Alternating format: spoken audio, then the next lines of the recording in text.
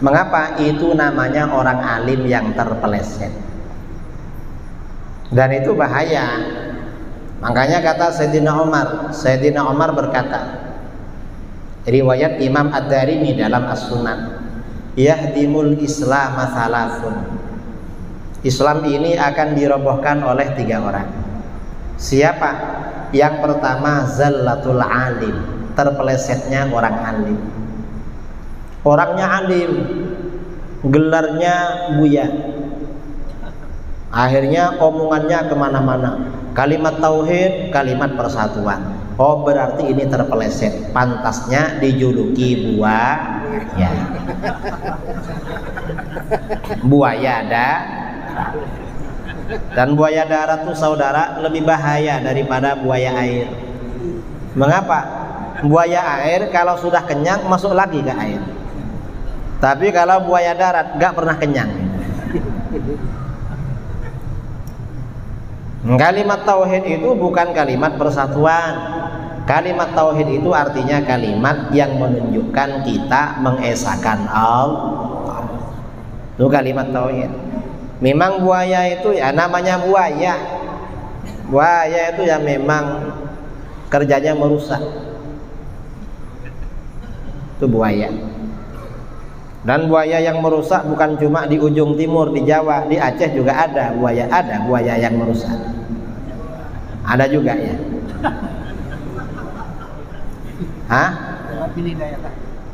Cuma bukan Aceh Utara ya. Mungkin selatan mana gitu ya. Aceh mana? Tapi Aceh juga kan. Saya kemarin Kiai, kenapa di Jawa ada begitu? Loh, di Aceh dikira gak ada juga di Aceh. Cuma yang di Jawa itu masuk TV, yang di sini kan jauh dari pusat. Tapi orang Aceh tahu semua. Ya buaya ya begitu. Lalu dia bilang apa? Apa kata buaya itu? Islam tidak sempurna. Loh, Islam itu sempurna. Yang tidak sempurna Islamnya buaya. Kalau Islamnya Rasulullah sudah sempurna, Islamnya para sahabat dan ulama salaf sempurna, Islamnya Ahlus Sunnah wal Jamaah juga sempurna. Yang tidak sempurna Islamnya buaya. Ya buaya lah. Itu namanya terpelesetnya orang alim. Gak boleh diikuti walaupun orang alim. Mengapa lagi terpeleset? Makanya kata ulama salaf, zallatul alim zallatul alam. Terpelesetnya orang alim berarti terpelesetnya penduduk dunia. Mengapa? Karena penggemarnya, pendukungnya ramai-ramai ikut terpeleset. Na'udzubillah min dzalik.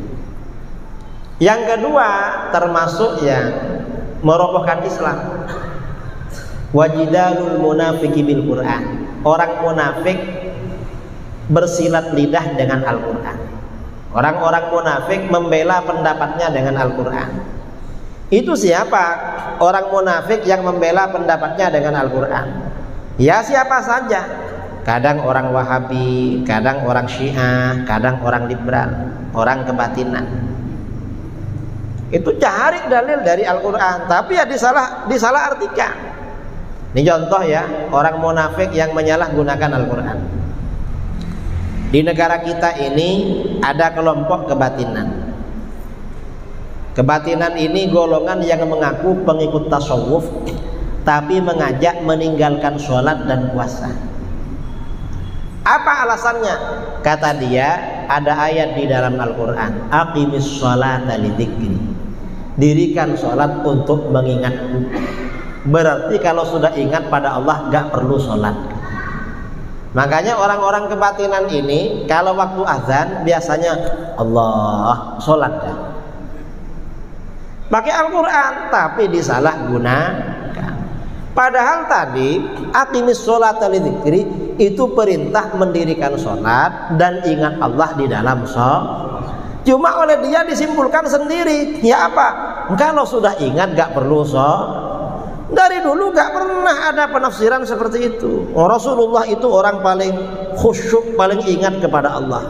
sholat terus. Kok dia malah gak sholat? Oh berarti ini agamanya B. Ini contoh ya.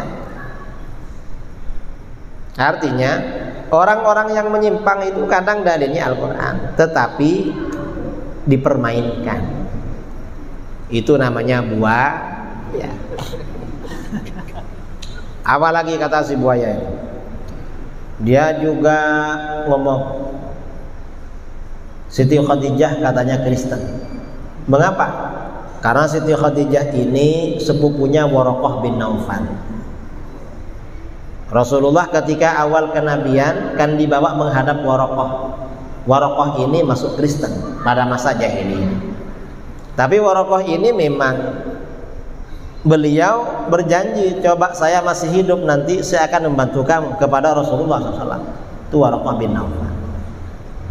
Nah, gak benar itu. Mengapa? Tidak ada data bahwa Siti Khadijah itu pernah masuk Kristen. Yang ada itu Waraqah saja yang masuk Kristen.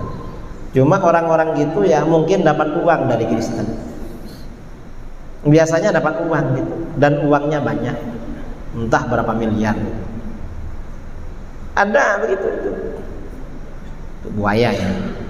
Yang ketiga yang merobohkan Islam juga wa hukmul a'immatil mudillin, produk hukum para pemimpin yang menyesatkan. Itu merobohkan Islam. Contohnya apa? Produk hukum pemimpin yang menyesatkan. Gak boleh sholat berjamaah, gak boleh sholat Jumat. Itu kan menyesatkan. Kalau sholat di masjid jaraknya 5 meter misalnya, wah gimana? Nggak betul itu. Ya mungkin ada alasannya lah. Tapi ya begitu dunia memang. Kita hati-hati. Karena akhir zaman ini Islam itu dirobohkan oleh umat Islam sendiri, bukan orang kafir. Orang Yahudi di Palestina itu kuat.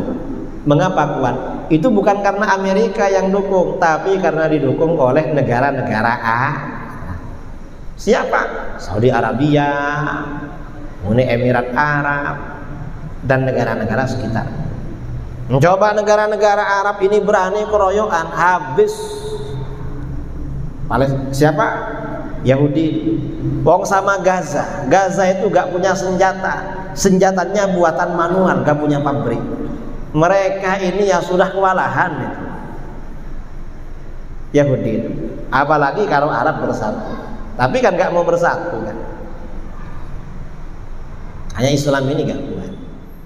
Saya kira seperti itu ya. Wallahu a'lam.